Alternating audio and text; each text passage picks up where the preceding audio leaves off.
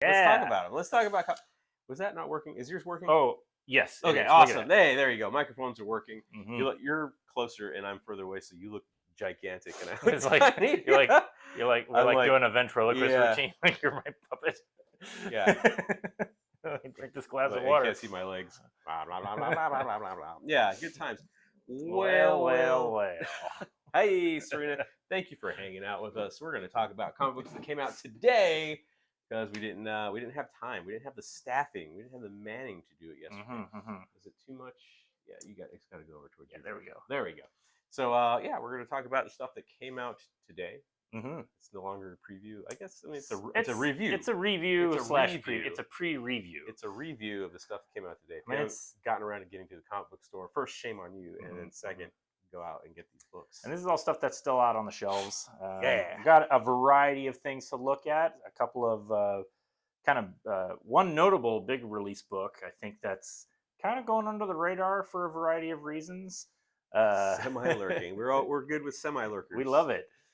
And then, of course, like the old standards that I like to talk about and talk about, the classics, the good stuff. But let's just jump right into it. So, like, I want to lead. Boom. So this book is first because it's the smallest. This book is called The Mysteries. The Mystery by Bill Watterson and John Catched. Now, Dan, I don't want to be like a super snob or anything, but do you recognize the name Bill Watterson? Calvin and Hobbes. You got it. Yeah. So this, I know some stuff. You know stuff. I'm proud of you. So like this book made major headlines when it was announced several months back, and the headlines were all creator of Calvin and Hobbes. Oh my god, I hit the wrong button. The headlines were all creator of Calvin and Hobbes comes out of retirement to do new illustrated children's book. And everybody was like, oh my god, it's really happening. Yeah. Bill Watterson's back. And then if you actually read the article, it would have said, he's writing this story for a different artist. And I think that kind of took some of the steam. Oh, look at that. Well, I made it too dark. Here, hold on. I was going to say, it's a really dark book on purpose. That's especially dark. Yeah, there we go. It That's is a little better. So the art is very, it's very stylized. It looks almost like it's an old, very, very old, like industrial stop motion kind of a thing. It looks like claymation. Yeah, it looks like claymation, exactly.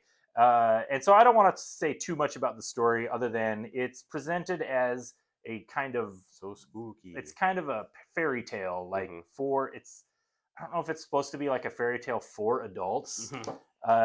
It's... For goths. It's definitely done in the style of like an old, not necessarily a groom's fairy tale, but it's supposed to be like a dark cautionary tale kind of a thing. But it's presented as this like fairy tale kind of like spoken on the level of little kids, like when you would read them out of a picture book, you know. I feel like this might scare your kids a little bit. Well, that's why I think they say it's for adults because it's supposed to evoke the feeling. It's a nice like felt cover. I was gonna say the cover's interesting. Yeah, it's got texture to it. It's supposed to evoke the feeling of like a little fairy tale, but then it has like an adult kind of tone to its message, and it's, you know, like I said, I'm not gonna say what it is, but it's pretty topical. It's kind of about maybe some current events that are going on, but it's all vague. It's just vague enough that I can't tell if it works for it or against it because like it feels kind of like you're going for the fairy tale, and then you're supposed to at the end kind of have this reveal message of like, wow, I can see how that applies to my own life or my own life. And, but at the same time, it's kind of like, but it's for adults. It's not, you know, it's not for kids. Yeah. But it speaks to the child in every adult. There you go. Maybe that's a good plan. Serena says, I mean, we didn't have ratings for stuff and we turned out fine, right? I agree completely. And that's why, don't know about well, it's funny because when you said that, my instinct was like, I would just think this is a kid's book, honestly. Like, this is the type of thing I would have read back in 1980s. You know, when you're a young man. Yeah. And so, but yeah, I guess they're specifically saying it's not a kid's book, which I think is funny. Don't scare your children. You know, people, you know, we were just a little tougher back then. Yeah. You know, let's... Old man stream. Right.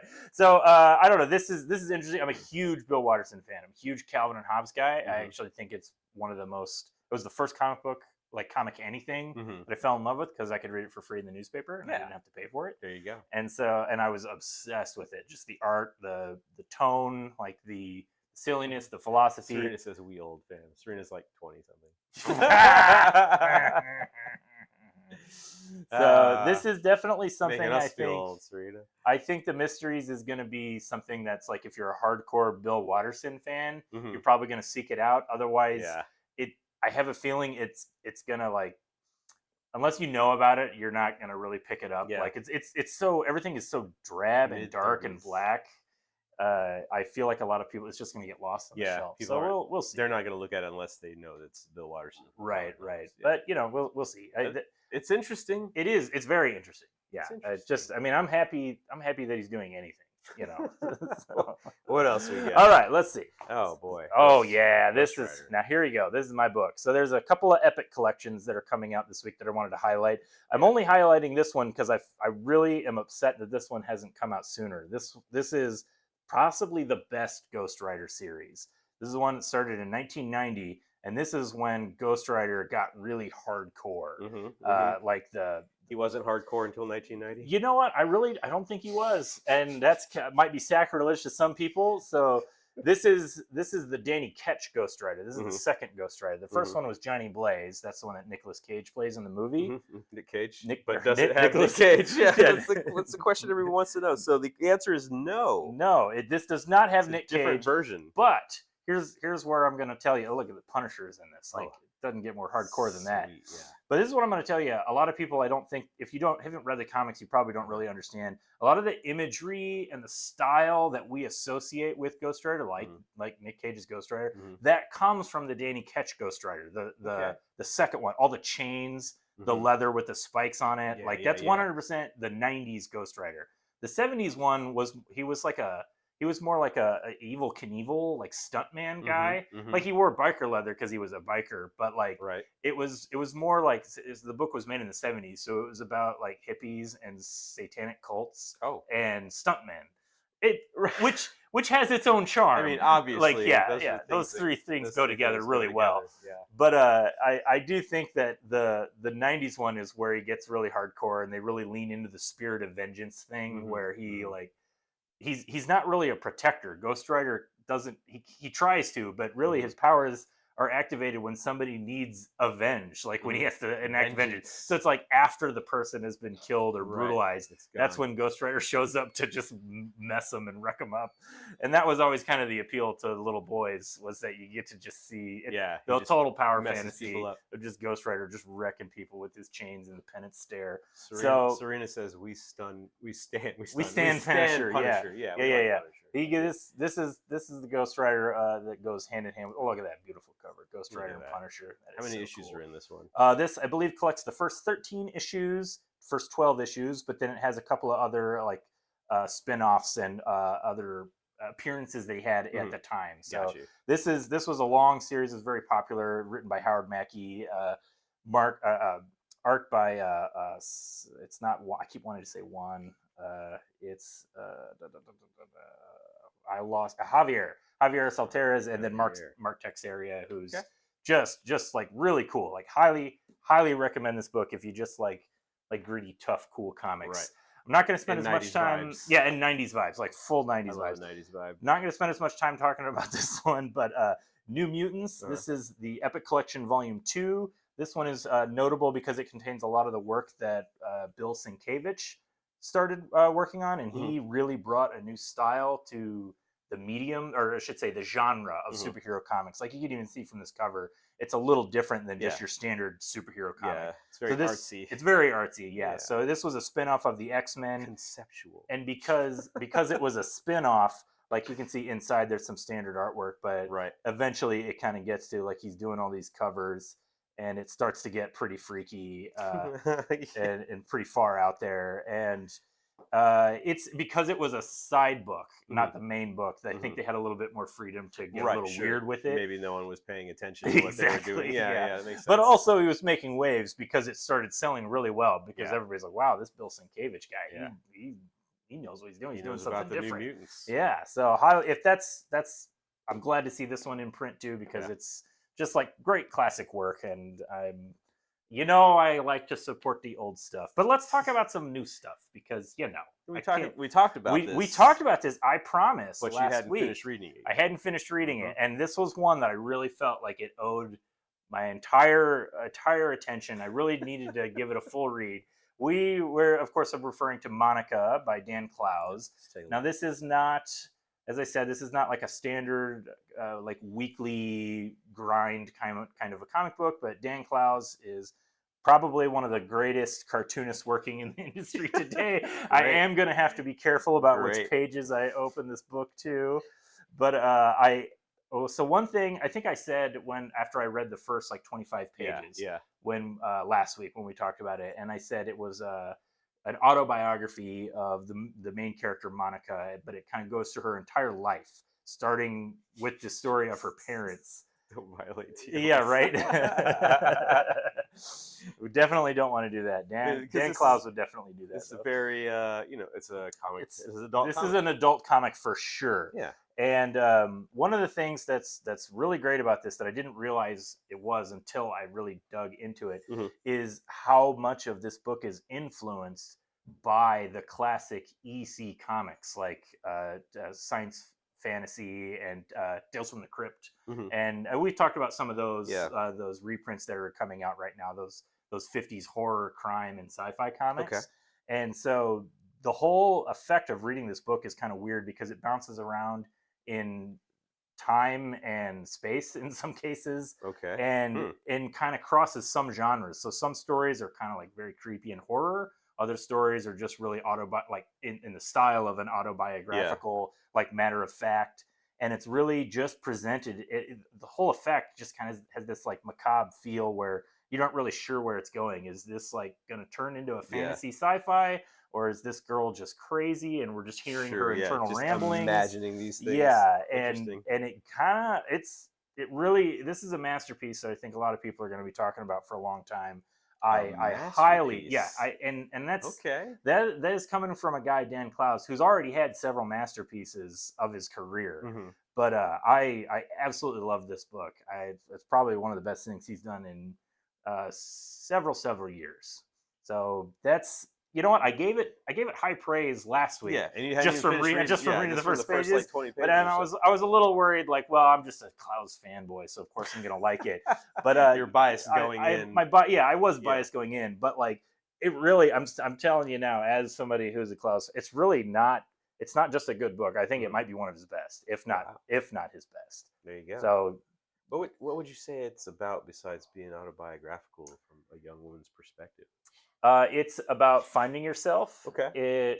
The main character, she's sort of an orphan. Her parents, she never knew her dad. Her mom abandoned her. And it's about finding your identity and who you are and your relation to the world around you. So she kind of she goes on this journey to find out about her mom, and finds tries to talk to people that knew her, and they all kind of give her weird different stories. Sure. Okay. And trying to figure out where she came from. Yeah, she's trying to figure out where she came from. And then at some point she joins a cult, and just as you do. That'll happen, yeah. And they kind of predict that the end of the world is coming, and then there's all these weird things. A lot of strange twists and turns. There really are. It's really great. Hard to pin down. Yeah. Serena says this is a family-friendly stream. Yeah. I agree. All right, now on the subject of the Punisher. Hey, more Punisher for you. So I always like to highlight the facsimile comics that come in. Has there just been a lot of facsimile comics recently? Marvel and DC? Imagining No, you're not imagining it. They've been really pumping them out because frankly, old guys like me are buying comics, and we're buying these instead of the newer stuff. But also, they don't even have to write a new story or anything. Right. But I think it's also fun. It's fun for the hobby. Like if you're in the hobby of comic book collecting. Because some comics, they can be a little expensive. Sure, yeah, you're not getting the actual stuff. Daredevil 183. But you can still get the experience of reading the issue because it's a facsimile. It recreates the issue in its entirety. So you see the art, you get to see the full color glossy pages. So I did something that I haven't done before. I brought an issue from around the same time. Look at that. This is a reprint of issue 183 that comes out today. Yeah. And then dropped this is today. issue 185. That's 2 issues later. This is my copy Yeah. from 1982. And you can just see the difference Very in like cool. the pages. Yeah. Like they have that newsprint look to them. Yeah. And that's when I'm always talking about like Mhm. how DC's killing it with their DC reprints. does a better facsimile. They do. But if you'll allow me to just be a little bit of a nitpicker, Yeah. I'm not known for being a nitpicker. Not at all. That's not a thing that you do. And I'm not pedantic either. I've not seen you pick any nits. But this Daredevil facsimile reprint really kind of bothers me. Now I want you to get a shot of this. Is it because it's Dan? It's because bigger? this trade dress, like you can see this here. Now, admittedly, this is not the same issue. Yeah. I, to my eternal shame, don't have a copy of 183, which is why I'm happy this facsimile is out so I can get it. No, you got it. But at some point in 1982, Marvel did this weird diamond thing for the price and the issue number. Like the issue number is really small, like you can't see what it is, and that the original issue 183 would have had that in the corner, not this. They did a more modern. It still looks retro because it looks like how they did it later through the 80s and 90s, but it's not actually what it would have looked like in 1982. Okay. And I'm trying not to let it bother me. I feel like that's a pretty important detail. If I'm going to be honest, it's a pedantic thing. It's a detail. You can't call it a facsimile if it's not actually a facsimile. Changed it just enough. I mean, I agree too. Thank you. We appreciate you. I can certainly understand wanting to have like maybe little minor differences, so you're not tricking unsuspecting people into thinking like, oh, like I've heard stories like of a comic book shop that got broken into and somebody stole an Action Comics #1 that was displayed, but it was like a reprint. So they went to jail for stealing like a $4 comic, like that's. Serena says, yes, you're validated. You're validated. Yes. We appreciate it. Now Aaron can sleep tonight. I will be able to sleep well tonight. Thank you. Anyway. It should be diamond shaped. That's all I'm saying. But other than that, I'm so happy that this exists. Excellent. That's great. I didn't even talk about the story. This is actually one of the best Daredevil and Punisher stories. This is the first time the two characters meet, and so like everything doesn't look like it went well. No, it didn't. It established their like combative relationship as like both kind of anti-hero type characters, right? But Daredevil's just a little bit more moral than the Punisher. He feels like you shouldn't murder people and they have to stand trial. He is a lawyer. He does believe in the justice system, but and Punisher just doesn't. And so everything that you've seen in like the TV shows, like the Netflix show, like Punisher and all of that comes from this issue. That's why this issue is important. Got you. It's establishes how they like Punisher just tries to murder him because they don't get him. At first he's like, I don't want to. I guess I can't spoil a 40-year-old comic, but like at first he's like, "Oh, Daredevil, I'm so happy to see you. We can work together." Yeah. And Daredevil's like, "No way!" And then Punisher's like, "All right," and then just starts shooting. Yeah, cool. You don't want to work together. I'll shoot you with my Uzi. That's right. All right, so now a few other comics. Just want to highlight. I talk about this one every time it comes out. I love Kea. Yeah, it looks cool. This is a cool, very cool post-apocalyptic comic. It's got robots in it. It's got lizard monsters. It's got magical boys. Sign me up. It's really good. I have to really praise the pacing, like the way these stories are laid out. They do. Let's see, this is issue 12. So each story arc, it goes 5 issues, and then they have one issue that is like a standalone jumping on point kind of an issue where you're not going to come in at like part 6 and be confused. This is just like a standalone, and so that's what this is. This is issue 12. So they did 1 through 5, which was like the story, and then 6 was kind of a breather issue, and then they did 7 through 11, which was the story, and then 12 is like a nice breather issue. And they always have like backup stories by different artists that are really fun. That's really cool. I just every time it comes out, I gotta highlight it because I think more people should be reading this comic. It's really cool. That's pretty much all I get. There you go, read it. Same thing with Superman Lost. I talk about this one every time it comes out. This is one of those, like, it's a 10-issue miniseries, so be prepared for me to push it on you very heavily when the trade paperback comes out. At least 3 more times. Yeah, at least 3 more times. 4 more times. And yeah, at least 4. But I like it's a very really great take on Superman. Just it's like a character study, but there's also lots of action. It's so perfectly balanced in like what it's trying to do and the story it's telling. And then there's always like some very fun, great cameos. the cover implies that Lex Luthor is in this issue, which he is, but that's not even the actual like final page turn twist of who shows up. And I'm not going to spoil it for you, but you should definitely read this comic. All right, moving on. Is this a werewolf situation? Here we go. We got a werewolf situation. Oh, so this is Cap Wolf and the Howling Commandos. Wow. Now this is just I don't know where to begin explaining why this comic exists. I got a few ideas. Let's start at the beginning. At the very beginning, maybe. Sure. Yeah.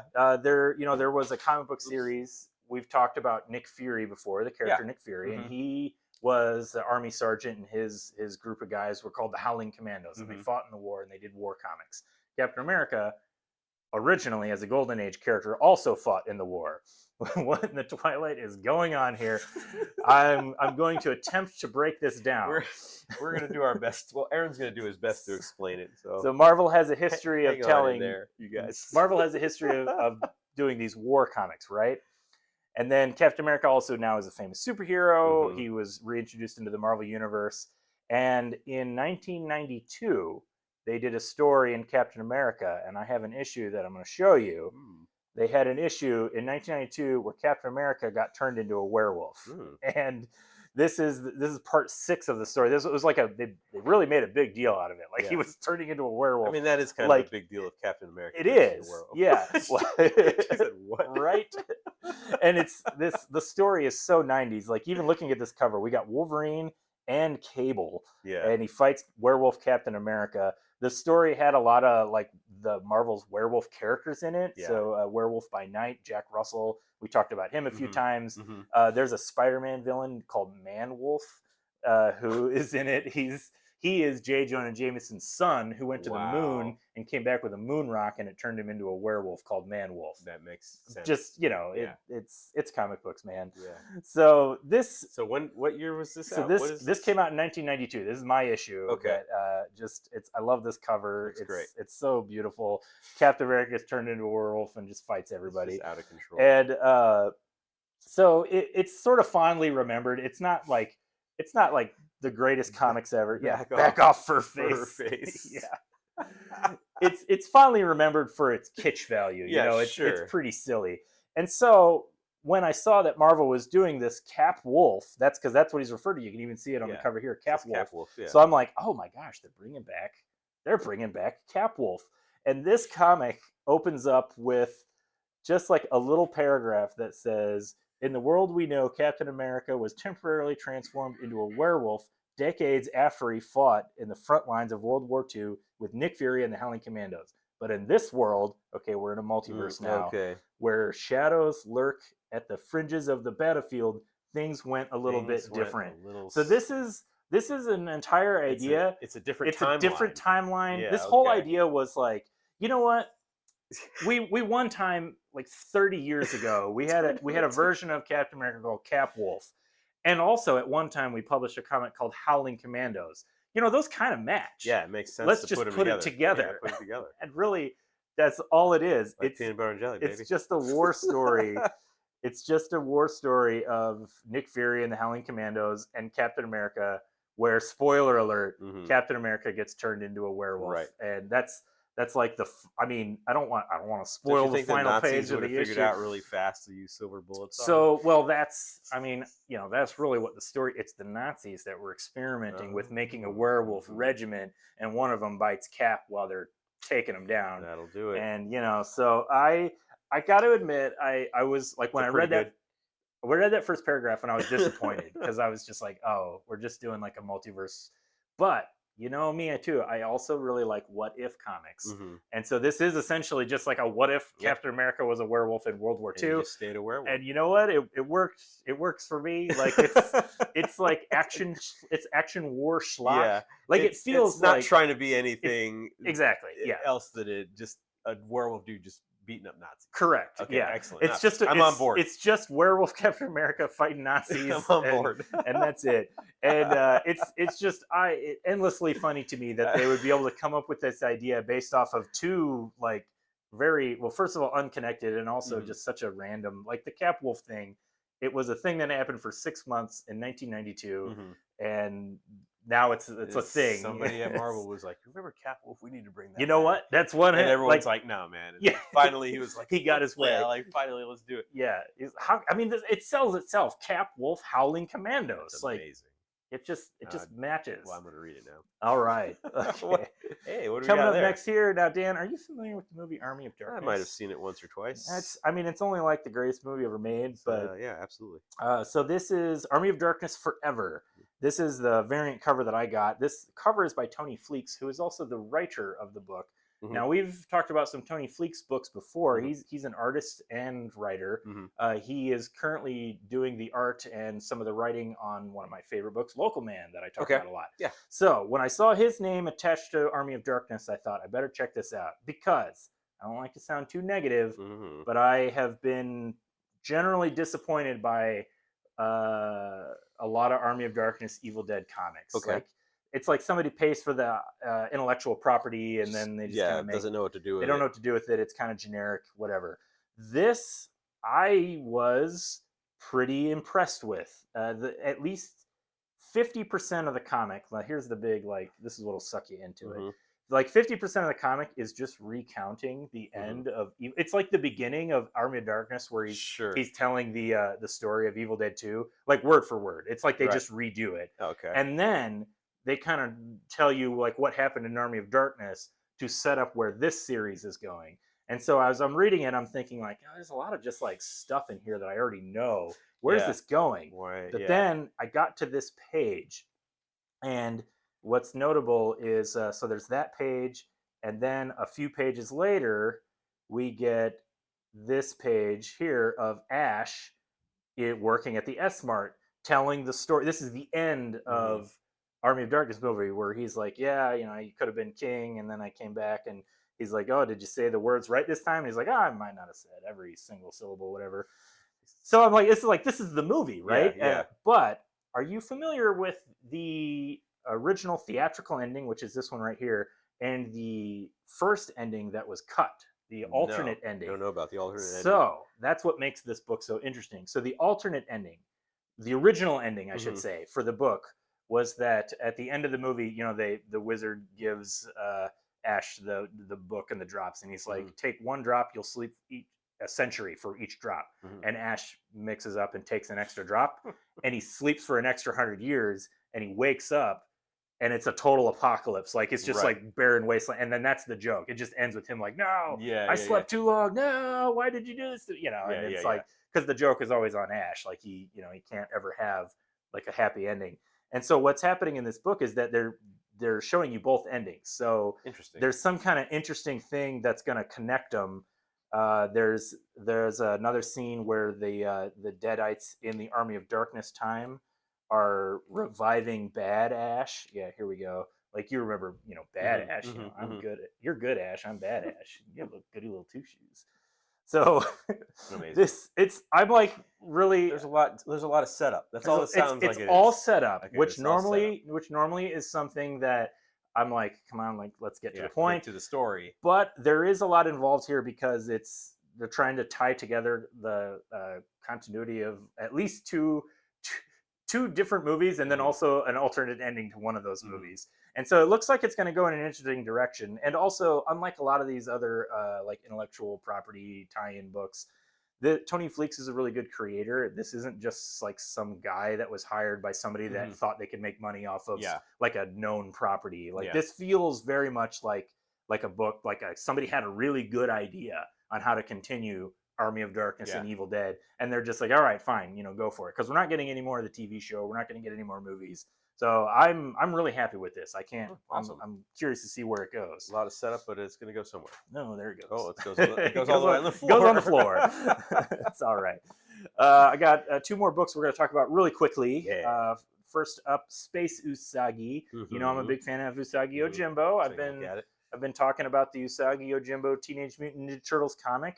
Now, what you might not know, Dan, I probably don't know. You don't know a lot of things. It's true. That's a lot. There was another version of Usagi Yojimbo that Stan Sakai made in the 90s called Space Usagi, which is exactly what it sounds like. It's Usagi Yojimbo in space. Excellent. And it's about Usagi's like like or not his ancestor, his descendant, Right. Yeah. like in the far, far future, and he's just in a science fiction setting, but he's a samurai rabbit in space. And so I saw the cover of this. It says Space Usagi. They've announced that there's a new Space Usagi series coming out, and I'm reading this, and I'm like, okay, it's just Usagi Yojimbo. Like, it's a story of Usagi. He's in Japan. Yep. He's fighting Japanese demons.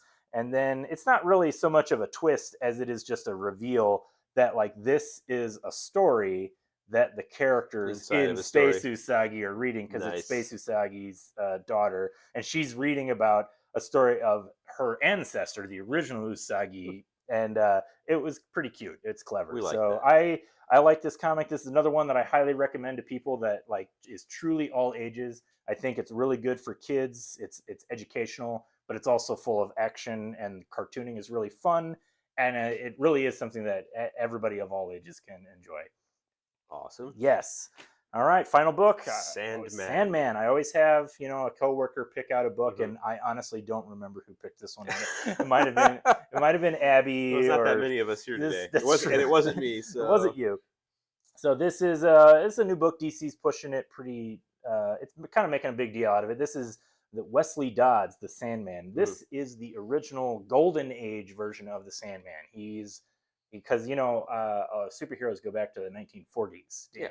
Yeah. And so I've heard. Yeah. Sandman is one of the earlier superheroes, and his power was that he had a gas mask, and then he had guns that fired noxious gas and like put you to sleep, and then he would also like give you hallucinations and stuff like that. Yeah, interesting. And so what I like about this comic, first of all, it's written by Robert Venditti, who I forgot to double check. I know him from something, but I don't know what of his I've read. But the art is by Riley Rossmo, who is a really great artist. I really like him. He's got very stylized. It's not like a plain house style for a comic book. So I appreciate that. Looks pretty cool. Yeah, it looks really good. And the other thing I love about this comic is that it is set in 1940. I think that's something you've heard me complain about before, Dan, is that DC has all of these characters because over the last 80 years, Warner Brothers has just been buying characters and they bring them all into their DC universe. And now they have 1 million characters, but they don't know what to do with them. Right. And like that was my complaint, like Shazam, like you already have Superman. You don't need Shazam. Like, don't need him. And I wish a lot of these characters, they would just give them their own books, like set in their own world. Like I don't need everybody to cross over with Superman and the Flash. And everybody's got a crossover right now. Somehow. And so I'm really happy with this book because it takes place in 1940. So it really gives it that, like, it's kind of its own place. Like it's not like I'm not expecting this to cross over with like some big event or like I'm not a major character. I'm not expecting Superman to just show up. Like maybe Batman, depending on how you want to like play the, like, is it like an Elseworlds where Batman exists in the 1940s? I don't know, but this is also part of their Dawn of DC, where DC is they're kind of setting up like a golden age continuity with their characters, which I really appreciate. Again, like I said, I feel like it's when you have a legacy of characters that goes back to 1940, you should be telling characters that establish like a history to all the way to back then. Why not? Yeah. So yeah, this was a good book. It's just like fun superhero action. It's not like there's nothing totally supernatural about it. Like he's a very Batman-esque character. He even has like a butler, and he's rich, and but he's got this ennui where he's like trying to figure out how to make the world a better place, and and it's knocking out bad guys with gas. You know what? That's one way, and it works. So that's I was pretty impressed with it. I think it's a good book, and I'd like to see more of this kind of stuff from DC. Cool. And you'll probably see more. That's the book. That's what I got. We did it. Yeah. That's the review. It's not the preview because we missed yesterday, but it's a review. So a lot of great books out there. Remember, if you don't buy your books here, which you should, find them somewhere, and there's something out there for everybody. It's not all just superheroes. You got ninja rabbits and things like that, and autobiographical stories that you don't know if it's a hallucination or not. Sometimes I wonder about my biography. I wonder about your taste. All right, this is good. It's a good one. Yeah. See you guys later. Bye-bye.